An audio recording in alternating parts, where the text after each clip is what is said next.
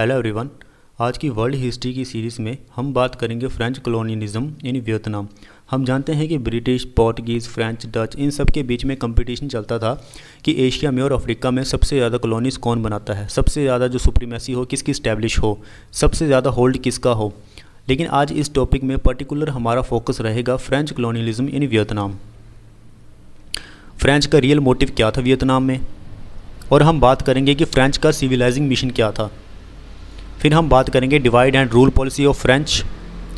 Then we will also discuss about the economic transformation of a Vietnam. अब Vietnam के ऊपर हमला करने का सबसे पहला ख्वाब देखा था नेपोलियन III ने 1857 में। लेकिन वियतनाम में साथ साथ में कई सारी मशीनरीज भी आ रही थी रिलीजियस पर्पज़ के लिए, चेंज के लिए।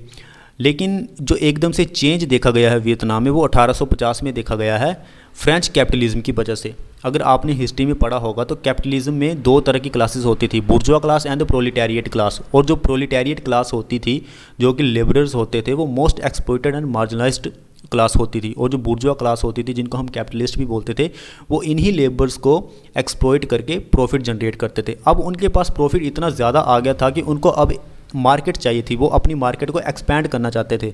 तो ओवरसीज़ मार्केट के रूप में उनको मिलता है एशिया और Africa. The French colonialism in Vietnam lasted more than 6 decades. By the late 1880s, Vietnam, Laos, Cambodia ये तीनों भी फ्रांस के डायरेक्ट कंट्रोल में आ गए। And they known as a French Indochina. Indochina became one of France's most important colonial possessions. French colonialism was focused largely on production, profit and labor. देखिए main मकसद तो इनका यही था कि प्रोडक्शन सबसे ज़्यादा हो, फ्रांस के जो इंटरेस्ट हैं उनको देखा जाए, प्रॉफिट जनरेट हो, लेबर्स को एक्सप्लॉइट किया जाए, हमें चीप लेबर मिल जाए। तो ये रियल मोटिव था फ्रेंच का। अब हम बात करते हैं फ्रेंच के सिविलाइजिंग मिशन का। देखिए mission civilising was a thin facet. क्यों? क्योंकि फाल्स अपेरेंस। इनका सिविलाइजिंग मिशन का कहना था, जो फ्रेंच ने शुरू किया था, उनका कहना था कि हम यहाँ के लोगों को बदलेंगे, एजुकेशन को ट्रांसफ़र करेंगे। एजुकेशन को ट्रांसफ़र करेंगे तो इन लोगों का लिविंग स्टैंडर्ड बढ़ेगा, मॉडर्न टेक्निक्स आएगी। लेकिन एक्चुअली रियल मोटिव ये नहीं था। बाल गंगाधर तिलक ने भी अपनी किताब में ये लिखा हुआ है कि किस तरह से ब्रिटिश जो है वो भारत को बेवकूफ़ बना रहे हैं और हमें एक्सप्लॉइट कर रहे हैं। तो उसी तरह से फ्रेंच का जो रियल मोटिव था, French colonialism was just for the profit and the economic exploitation. French imperialism was driven by a demand for resources, raw materials and the cheap labor. इन तीन चीज़ों से उनको मतलब था, फ्रेंच के इंटरेस्ट से उनको मतलब था, बाकी किसी भी कंट्री के डेवलपमेंट से उनको कोई लेना देना नहीं था। तो इसलिए कहा जाता है mission civilising was a thin facet just for the false appearance.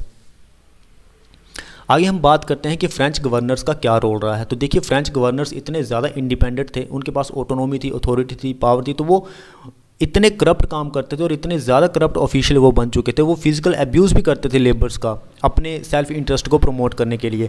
अब कहा जाता है कि वहाँ के जो वियतनाम के एम्पायर्स थे वो just for the figure head monarch, real power authority जो थी वो फ्रेंच गवर्नर्स के पास ही हुआ करती थी।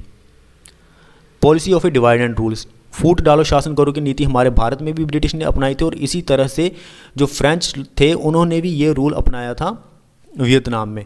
तो देखिए अब किसी भी कंट्री को अगर आप गुलाम बनाने की कोशिश करेंगे तो वहाँ पे आपको रेसिस्टेंस तो फेस करना ही पड़ेगा। तो इसी तरह के रेसिस्टेंस को कम करने के लिए फ्रेंच ने एम्प्लॉय किया divide and rule strategy. Vietnam में इसकी यूनिटी को तोड़ा, कई सारी कम्युनिटीज़ को और रिलीजियस ग्रुप को उन्होंने एक दूसरे का अगेंस्ट कर दिया। Under French colonial rule there was no national identity, yes absolute right और अथॉरिटी इन वियतनाम। हमारे भारत में भी ऐसा कहा जाता है कि पहले नेशनल कोई आइडेंटिटी नहीं थी, तो वियतनाम में भी ऐसा था। वियतनाम भी 3 पार्ट्स में डिवाइडेड था, I am not exact remembered, but no national identity और authority in Vietnam I know और it's neighbours. The workers on plantation in French Indochina were known as a coolies. अब ये Coolidge term जो है ये पूरे Asian labourers के लिए यूज़ की जाती है।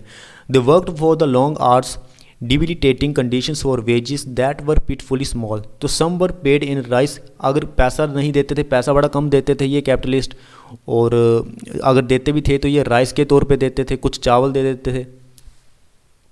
आगे हम बात करते हैं economic transformation. Profit not politics was the driving force behind the French colonisation. इनका मेन मकसद जो था वो था प्रॉफिट, वेल्थ जनरेट करना और अपने फ्रेंच इंटरेस्ट को प्रमोट करना। Over the time colonial officials and French companies transformed Vietnam thriving subsistence economy. Subsistence economy होती है जो मार्केट ओरिएंटेड नहीं होती, जो जिसका जो प्रोडक्शन होता है बड़े मिनिमम लेवल पे होता है, या ये कह सकते हैं कि खुद के लिए तक ही होता है, उसको कन्वर्ट किया गया प्रोटो कैपिटलिस्ट सिस्टम में। Based on the land ownership concept आया, इंक्रीज प्रोडक्शन, एक्सपोर्ट किया गया, लो वेजिस। अब हम बात करते हैं हर्ष टैक्स सिस्टम। अब टैक्स सिस्टम भी इनका इतना हार्श था, इनकम टैक्स ऑन वेजिस जो कि बहुत हाई हुआ करते थे। Local officials and bureaucrats to maintain the stability in Vietnam, इनको भी प्रमोट किया गया कि आप इनको थोड़ा लालच दिया गया कि आप मेंटेन करके रखें स्टेबिलिटी वियतनाम में।